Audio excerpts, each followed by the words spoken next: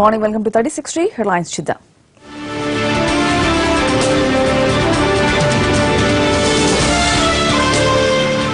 ఢిల్లీకి చేరిన సమాజ్వాదీ పార్టీ పంచాయతీ నేడు ఎన్నికల కమిషన్ను కలవనున్న అఖిలేష్.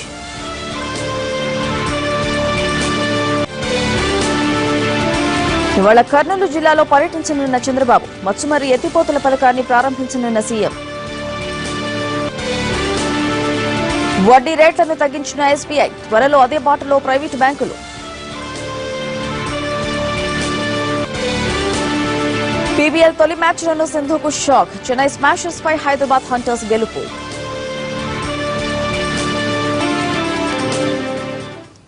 ఉత్తరప్రదేశ్లో అధికార సమాజ్వాదీ పార్టీ ఏ క్షణమైన రెండు ముక్కలు అయ్యేలా ఉంది. కమిటీ పార్టీపై పట్టు సాధిస్తున్న ముఖ్యమంత్రి అఖిలేష్ యాదవ్ ఇవాళ ఢిల్లీలో ఎన్నికల కమిషన్ను కలవనున్నారు.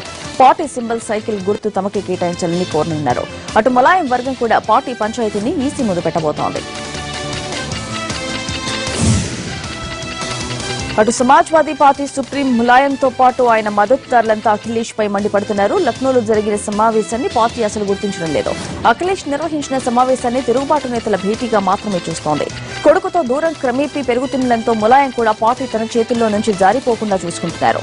సోదరుడు శివపాల్ యాదవ్, పార్టీ సహచరుడు అమర్ సింగ్ తో ములాయం ఇవాళ ఢిల్లీలో సమావేశమవుతారు. ఆ తర్వాత ఎన్నికల కమిషన్ ను కలిసి పార్టీపై అన్ని హక్కులు తమకే ఉంటాయని చెప్పనున్నారు.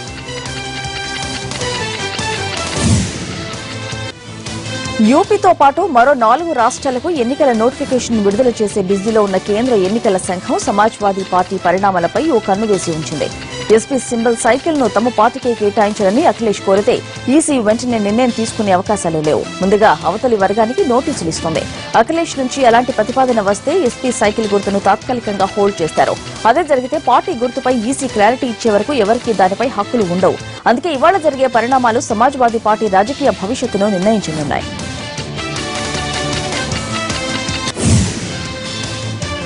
ఏపీ సీఎం చంద్రబాబు నాయుడు ఇవాళ కర్నూలు జిల్లాలో పర్యటించనున్నారు. ముత్సుమరిపై ఎత్తిపోతల పథకాన్ని చంద్రబాబు ప్రారంభిస్తారు. రాయలసీమకు సాగునీటిని అందించేందుకు 240 కోట్లతో చేపట్టిన ముత్సుమరి ఎత్తిపోతల పథకాన్ని జాతికి అంకితం చేయనున్నారు. సీఎం పర్యటన దృష్ట్యా కర్నూలు జిల్లా అధికారులు భారీ ఏర్పాట్లు చేశారు. కలెక్టర్, డీఐజీ సహా పలువురు నేతలు ఏర్పాట్లు పరిశీలించారు.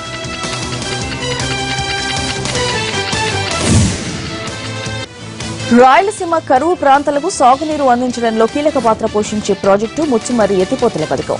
Mega engineering infrastructure limited company నిర్ణీత గడువులోగా నిర్మించిన ఈ లిఫ్ట్ ఇరిగేషన్ స్కీమ్ ద్వారా రాయలసీమ కరువు తీరనుంది.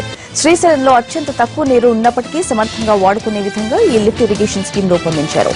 ఇందుకోసం ప్రభుత్వం సుమారు 330 కోట్ల రూపాయలు వెచ్చించింది.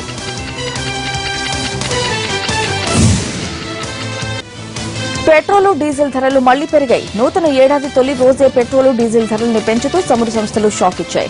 లీటర్ పెట్రోల్ పై ₹29 పెంచాయి. లీటర్ డీజిల్ ధర 92 పైసలు పెరిగింది. పెంచిన ధరలు అర్ధరాత్రి నుంచి అమల్లోకి వచ్చాయి.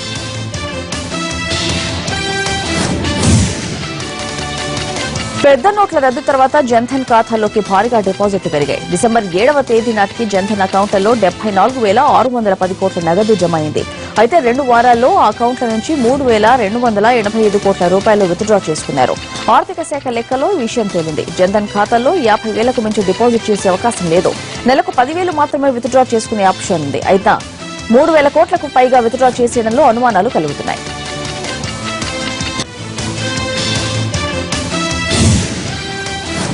ఎస్బీఐ బెంచ్ మార్క్ రుణ వడ్డీ రేటును 0.9% తగ్గించింది. నిధుల వ్యయం ఆధారంగా నిర్ణయించే కొత్త వడ్డీ రేట్లు నూతన ఏడాది తొలి రోజు నుంచి అమల్లోకి వచ్చాయి. దీని ప్రకారం ఏడాది పరిమితి రుణాలపై వడ్డీ రేటు 8% అవుతోంది. పెద్ద నోట్ల రద్దు లక్షల కోట్ల డిపాజిట్లు రావడంతో ఎస్బీఐ నిర్ణయం తీసుకుంది. 3 ఏళ్ల పరిమితి ఉన్న రుణాలపై వడ్డీ రేటును 0.5% 9.5% నుంచి 8.15%కి తగ్గించనుంది.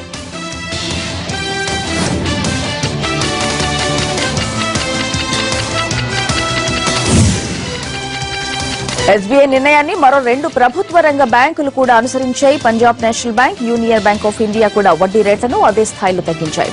రేపో మాపో ఇతర డిజిటల్ లావాదేవీల ద్వారా డబ్బు, సమయం ఆదా అవుతాయన్నారు మంత్రి హరీష్ రావు. నోట్ల రద్దు, నగదు కొరత ఇక్కట్లను తీర్చేందుకు ప్రభుత్వం దిద్దుబాటు చర్యలు చేపట్టిందన్నారు.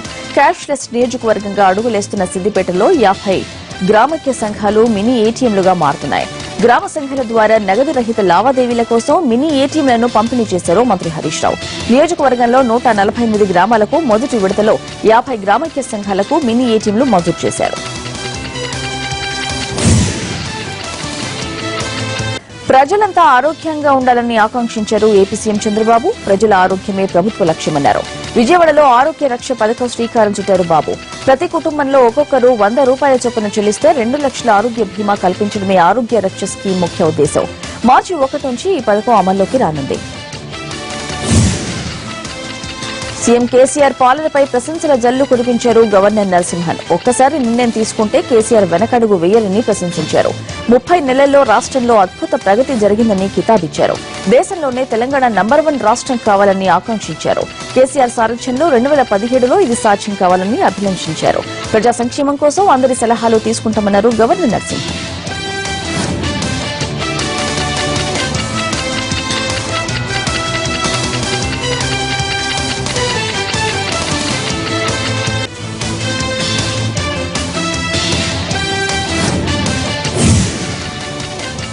హైదరాబాద్ లోని ప్రగతి భవన్ లో నూతన సంవత్సర వేడుకలు ఘనంగా జరిగాయి. సీఎం కేసీఆర్ కు పలువురు మంత్రులు, అధికారులు, ప్రజాప్రతినిధులు శుభాకాంక్షలు చెప్పారు. సీఎం కు విషెస్ చెప్పిన వారిలో శాసనమండలి chairman Swamy Goud, deputy CM Kadiyam Srihari, Mohammed Ali, Rajya Sabha సభ్యుడు కేశవరావు ఉన్నారు. పలువురు ఎమ్మెల్యేలు, ఎమ్మెల్సీలు, ఎంపీలు, ఐఏఎస్, ఐపీఎస్ అధికారులు కేసీఆర్ కు న్యూ ఇయర్ విషెస్ చెప్పారు.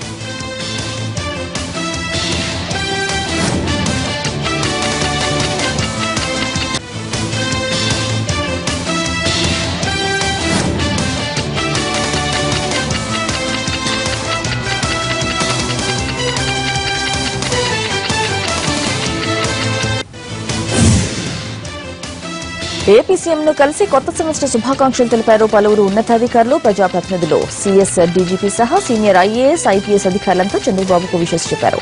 టీటీడీ, విజయవాడ, కనకదుర్గమ్మ ఆలయాలకు చెందిన వేద పండితులు ముఖ్యమంత్రికి ఆశీర్వచనాలు పలికి తీర్థప్రసాదాలు అందించారు.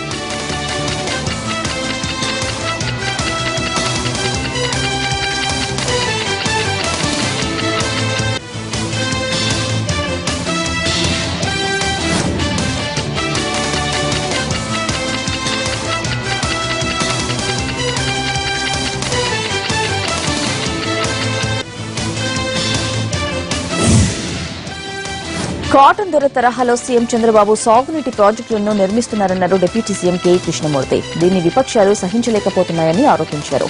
రెవెన్యూ, రిజిస్ట్రేషన్ శాఖల ప్రగతి నివేదికను MP TG Venkatesh, MLA Mohan Reddy, MLC Shilpa Chakrapani Reddy, Sudhakar బాబుతో కలిసి విడుదల చేశారు కేఈ. ముచ్చుమరి ఎత్తిపోతల పథకంతో సీమకు ఎంతో ప్రయోజనం చేకూరుతుందని, ఈ విషయంలో చంద్రబాబుకు రుణపడి ఉంటామన్నారు.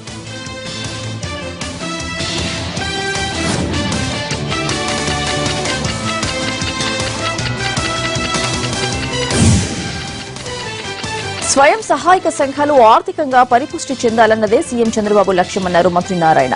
పట్టణ ప్రాంత పేదరిక నిర్మూలన సంస్థ ఆధ్వర్యంలో స్వయం సహాయక సంఘాల బలోపేతంపై క్యాంపు ఆఫీసులో అధికారులతో మంత్రి సమీక్ష నిర్వహించారు. విద్య ద్వారానే అభివృద్ది సాధ్యమైన నారాయణ పేద పిల్లలు చదువుతున్న అంగన్వాడీలు, మున్సిపల్ స్కూళ్లపై ఎక్కువగా దృష్టి సారించామన్నారు. అంగన్వాడీలను కాన్వెంట్లుగా మారుస్తున్నామన్నారు. తెలంగాణ ఉద్యమ స్ఫూర్తితో పాలన సాగిస్తున్న ప్రభుత్వం 2017 సంవత్సరాన్ని మైలురాయిగా మార్చుకుంటుందన్నారు కరీంనగర్ ఎంపీ వినోద్ కుమార్. ప్రజలకు నూతన సంవత్సర శుభాకాంక్షలు తెలిపిన ఎంపీ కొత్తపల్లి, మనోహరాబాద్ రైల్వే లైన్ల పనులకు జోన్లుగా భూసేకరణ పూర్తి చేస్తామన్నారు. దేశం గర్విస్తున్న సంక్షేమ పథకాల్ని అమలు చేస్తూనే రాష్ట్ర అభివృద్ధికి కావాల్సిన కార్యక్రమాలతో ప్రభుత్వం ముందుకు సాగుతోందన్నారు.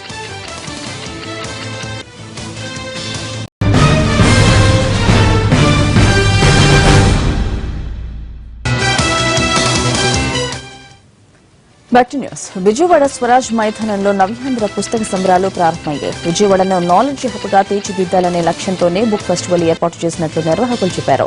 వివిధ స్టాళ్లలో ఏర్పాటు చేసిన రకరకాల పుస్తకాలు బుక్ లవర్స్ ను ఆకర్షిస్తున్నాయి. ఎన్టీఆర్ ట్రస్ట్, భాషా సాంస్కృతిక శాఖ ఆధ్వర్యంలో ఏర్పాటైన ఈ 28వ పుస్తక మహోత్సవం జనవరి 11 వరకు ఉంటుంది. బుక్ ఫెస్టివల్ ను ప్రారంభించిన ముఖ్యమంత్రి చంద్రబాబు పుస్తక పఠనం మనిషిని ఉత్తమ మానవుడిగా తీర్చిదిద్దుతుందన్నారు.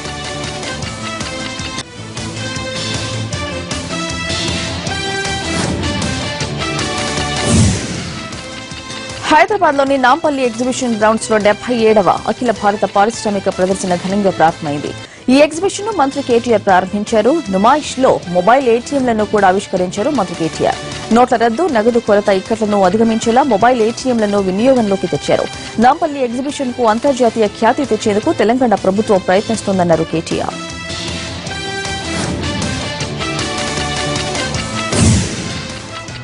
నూతన ఏడాది తొలి రోజు తెలంగాణ భవన్ లో టీఆర్ఎస్ ఎంపీ కవిత సందడి చేశారు. క్యాలెండరు, డైరీలను ఆవిష్కరించారు కవిత. 2017లోనూ తెలంగాణ రాష్ట్రం అభివృద్ది పథకంలో దూసుకెళ్లాలని ఆకాంక్షించారు. పార్టీ కార్యకర్తలు కవితను కలిసి న్యూ ఇయర్ విషెస్ చెప్పారు.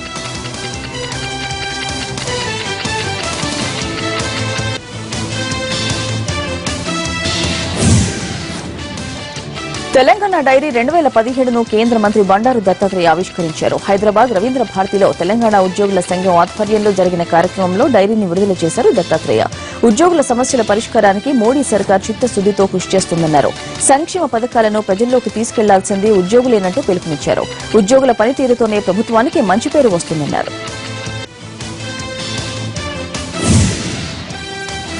ఆదివారం సాయంత్రం రాత్రి న్యూ ఇయర్ సెలబ్రేషన్స్ ను హైదరాబాద్ లో గ్రాండ్ గా సెలబ్రేట్ చేసుకున్నారు. న్యూ ఇయర్ కు హార్టీ వెల్కమ్ చెబుతూ 2017లో ఫస్ట్ సండేను ఆహ్లాదకర వాతావరణంలో ఎంజాయ్ చేశారు.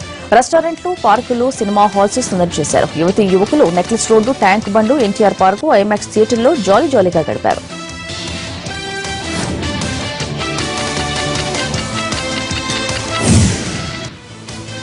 రాజధాని హైదరాబాద్ లో రాచకొండ పోలీస్ కమిషనరేట్ ఏర్పాటై 6 నెలలు కావస్తోంది. దీంతో పోలీసుల పనితీరు, నేరాల నియంత్రణపై సమీక్ష సమావేశం నిర్వహించారు Rachakonda CP Mahesh Bhagwat. Rachakonda police commissionerate website ను కూడా ప్రారంభించారు. ఈ వెబ్సైట్ లో పోలీసు ఉన్నతాధికారుల వివరాలు, ఫోన్ నంబర్లు ఉంచారు. సైబర్ క్రైమ్, నేరాల నివారణ షీ టీం వివరాలను పొందపరిచారు. సూచనలు చేసేందుకు అవకాశం కల్పించారు. త్వరలో ఈ వెబ్సైట్ ను గూగుల్ తో లింక్ చేస్తామన్నారు సిపి మహేష్ భగవత్. విశాఖ ఉత్సవంలో స్థానిక కళాకారులకు అధిక ప్రాధాన్యమిస్తామన్నారు ఏపీ మంత్రి గంటా శ్రీనివాసరావు. ఈ ఏడాది నుంచి విశాఖ ఉత్సవ పురస్కారాలను కూడా అందిస్తామన్నారు.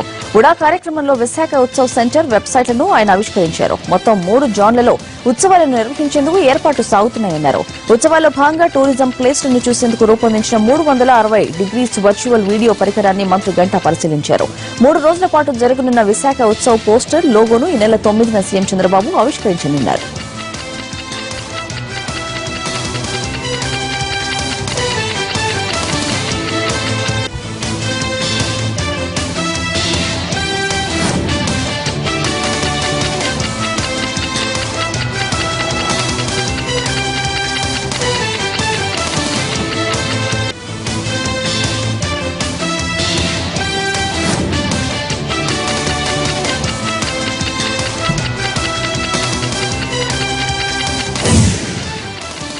తెలంగాణ ప్రభుత్వ ప్రధాన కార్యదర్శిగా ఎస్పీ సింగ్ బాధ్యతలు స్వీకరించారు. తనపై నమ్మకముంచి సీఎస్ బాధ్యతలు అప్పగించినందుకు సీఎం కేసీఆర్ కు ధన్యవాదాలు తెలిపారు ఎస్పీ సింగ్. సీఎం ఆశయమైన బంగారు తెలంగాణ కోసం ముందుకు సాగుతామన్న సింగ్, టీం వర్క్ తో అన్ని రంగాల్లో రాష్ట్రాన్ని ప్రగతి పదంలో నడిపిస్తామన్నారు. దేవాదాయ ధర్మాదాయ శాఖ పరిధిలోని ఆలయాల్లో పనిచేస్తున్న అర్చకులు, సిబ్బందికి సంక్రాంతిలోపు వేతనాల్ని చెల్లించాలని అధికారులను ఆదేశించారు సీఎం కేసీఆర్. రాష్ట్రంలో పనిచేస్తున్న 5,800 అర్చక సిబ్బంది వేతనాల చెల్లింపు కోసం ఓ కమిటీని నియమించారు. అర్చకులు, సిబ్బంది వేతనాలు వారి ఖాతాల్లో పడేలా అకౌంట్ ఏర్పాటు, జీతాల చెల్లింపు, ఉద్యోగుల రెగ్యులరైజేషన్, రోస్టర్ సమస్యలు తదితర అంశాలపై అధ్యయనం చేస్తోంది కమిటీ. 1-2 రోజుల్లో తనకు రిపోర్ట్ ఇవ్వాలని ఆదేశించారు సీఎం కేసీఆర్. ప్రసిద్ది చెందిన కడప అమీన్పీర్ దర్గాను కమీడియన్ అలీ దర్శించుకున్నారు. ప్రొద్దుటూరులో న్యూ ఇయర్ సెలబ్రేషన్స్ లో పాల్గొన్న మరుసటి రోజు దర్గాకు వెళ్లిన అలీకి అక్కడ ఘన స్వాగతం లభించింది. నూతన ఏడాది తొలి రోజే అమీన్పీర్ దర్గాను సందర్శించడం ఎంతో సంతోషంగా ఉందన్నారు అలీ. కడప దర్గాలో ప్రార్థనలు చేయడంలో మనసుకు చాలా ప్రశాంతంగా ఉందన్నారు. భద్రాద్రి రామాలయంలో సీతారామచంద్ర స్వామి రోజుకు అవతారంలో భక్తులకు దర్శనమిస్తున్నారు. అధ్యయనోత్సవాల 3వ రోజు రామచంద్రుడు వరాహ అవతారంలో భక్తులను కనువిందు చేశారు. వరాహాలంకరణలో ఉన్న స్వామికి ప్రత్యేక పూజలు చేశారు భక్తులు. అనంతరం స్వామిని తిరువీధుల మార్గంలో ఊరేగిస్తూ మిథిలా స్టేడియానికి తీసుకెళ్లారు. అక్కడ భారీ సంఖ్యలో భక్తులు రామచంద్ర స్వామిని తిలకించి తన్మయత్వం చెందారు. యాదాద్రి జిల్లాలో షిరిడి సాయిబాబా భారీ విగ్రహం ఏర్పాటైంది. బీబీనగర్ మండలం కొండమడుగులో 105 అడుగుల ఎత్తైన విగ్రహానికి భక్తులు పూజలు చేశారు. తెలుగు రాష్ట్రాల్లో ఇదే అతిపెద్ద విగ్రహమని చెబుతున్నారు నిర్వాహకులు. తిరుపతి శివార్లలోని జీవకొండలో కొండ చిలువ కలకలం సృష్టించింది. అటవీ ప్రాంతంలో చప్పులు వినిపించడంతో వెతికిన స్థానికులకు భారీ కొండ చిలువ కనిపించింది. దీంతో భయభ్రాంతులకు గురయ్యారు. వెంటనే తేరుకుని అటవీ శాఖ అధికారులకు సమాచారం అందించారు. స్థానికుల సహాయంతో కొండ చిలువను పట్టుకుని దట్టమైన అడవిలో వదిలేశారు అటవీ శాఖ అధికారులు.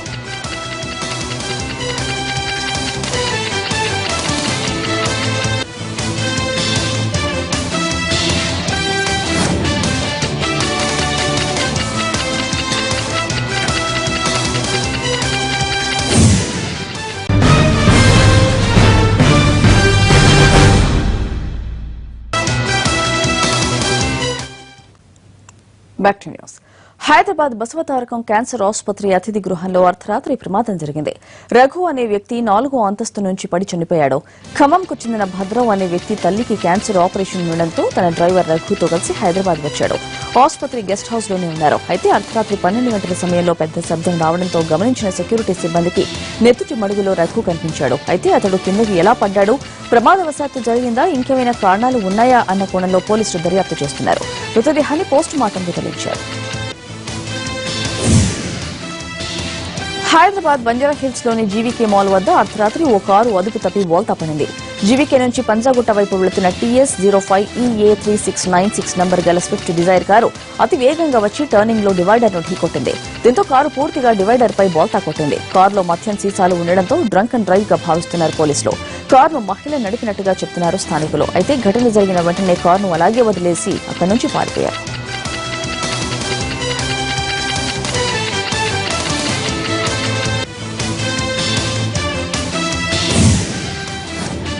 విశాఖలో కొత్త కరెన్సీ టాస్క్ ఫోర్స్ పోలీసులకు పట్టుబడడం కలకలం రేకెత్తిస్తోంది.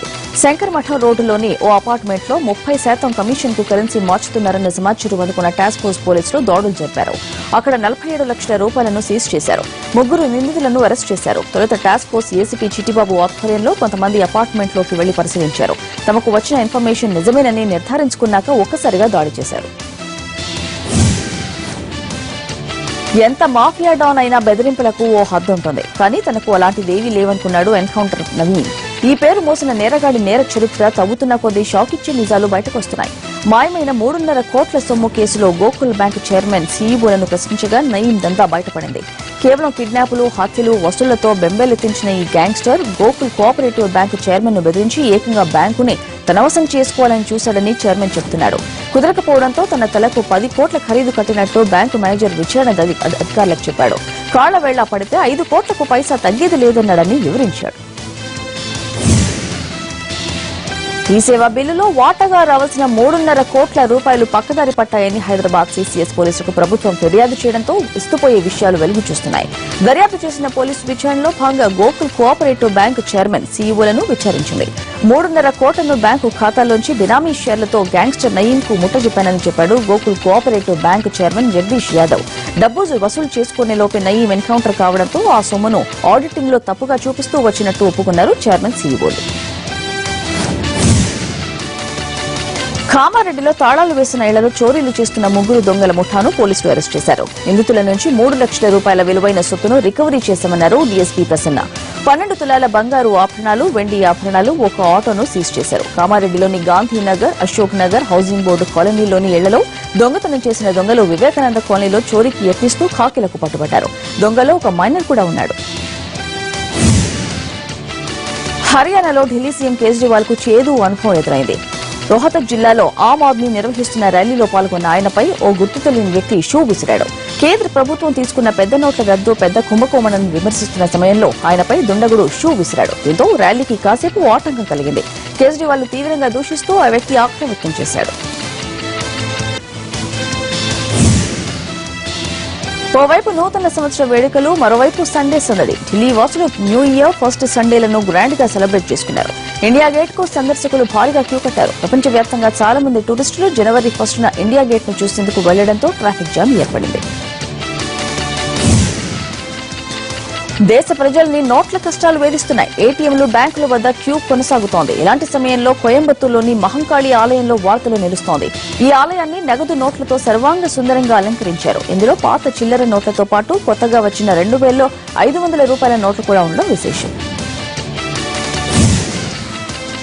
దేశవ్యాప్తంగా చలి వణికిస్తోంది. తెలుగు రాష్ట్రాల్లో రాత్రిపూట ఉష్ణోగ్రతలు దారుణంగా పడిపోతున్నాయి. చలి శీతగాలులతో ప్రజలు తీవ్ర ఇబ్బందులు పడుతున్నారు. ఆదిలాబాద్, రంపచోడవరం, లంబసింగి లాంటి ప్రాంతాల్లో మంచు దుప్పటి పరుచుకుంటోంది. దీంతో చలిమంటలు కాగుతున్నారు. ఇక కాశ్మీర్, హిమాచల్ ప్రదేశ్ లో పెద్ద ఎత్తున మంచు కురుస్తోంది. పొగమంచు కారణంగా ఉత్తరాదిలో రైళ్లు, విమానాల రాకపోకలకు అంతరాయం కలుగుతోంది. కొన్ని సర్వీసులు ఆలస్యంగా నడుస్తున్నాయి. మరికొన్ని సర్వీసులను రద్దు అవుతున్నాయి. తన భార్య ఫోటోల గురించి పదే పదే విమర్శలు చేస్తున్న వారిపై బౌన్సర్ వేశాడు క్రికెటర్ మహమ్మద్ షఫీ. ఇప్పటికే ఓ ఫోటోపై వివాదం చెలరేగగా అదే తరహాలో రెండో ఫోటో కూడా ట్విట్టర్లో పోస్ట్ చేసి వారికి కౌంటర్ ఇచ్చాడు. ఈ షాక్ తో విమర్శకులు సైలెంట్ అయిపోయారు. హ్యాపీ న్యూ ఇయర్ అంటూ తాజాగా చేసిన ట్వీట్ లో కూడా తన భార్య ఫోటోను పోస్ట్ చేశాడు షమీ. కొంచెం కవితాత్మకంగా వర్ణించాడు. నిన్ను చూసినప్పుడు నాకు అందమైన తోడు ఉందని చెప్పగలను. హ్యాపీ న్యూ ఇయర్ అంటూ ముగించాడు. దీంతో తన వైఖరి మరోసారి చెప్పకనే చెప్పాడు షమీ.